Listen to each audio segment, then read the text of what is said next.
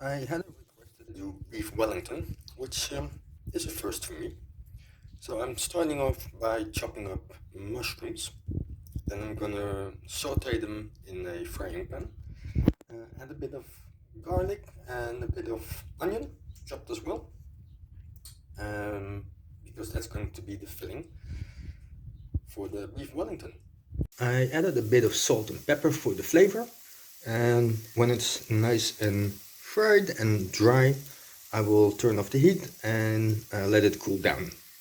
I had put the mushrooms in the fridge. Now they're cooled down, so I took 2 sheets of puff pastry from the supermarket.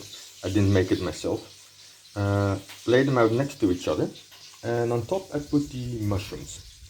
While preparing the steak, keep in mind that it's still going to be in the oven, so you don't want to make it too done, because then it's going to be all dry and hard on the inside.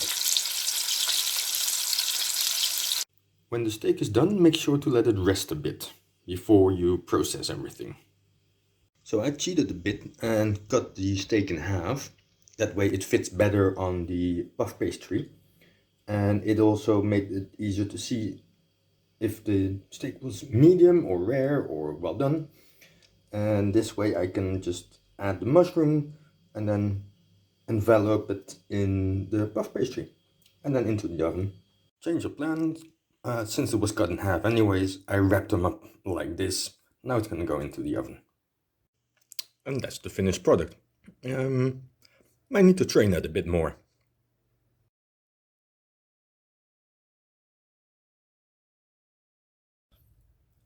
So that's the inside of it. Probably could have put a bit of egg yolk on the puff pastry to make it a bit more colored, and a bit more salt and pepper, but not bad for a first attempt.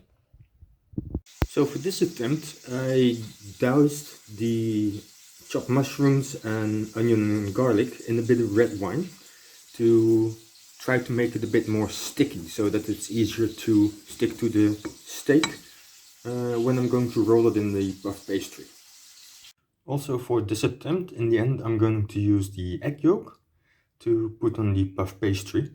That way it will get a nice brown color. If you don't have a brush, you can always use a bit of kitchen paper or a spatula to put that on the puff pastry. As you can see, I made some sort of T shape with 3 leaves of the puff pastry.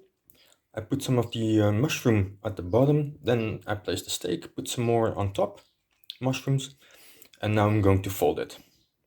After folding it, I flipped it upside down so that it's, I don't know, just looked a bit better this way, I guess. Now I'm going to apply the egg yolk and then put it in the oven. And of course I placed it on some baking paper, otherwise it's gonna stick all over the place. Now you can see how it really puffed up, and compared to the other one that I made before in this video, the puff pastry looks a lot better, and that's all because of the egg yolk. So the official recipe calls for truffles and bacon and foie gras. I just kept it simple. There you go. Enjoy.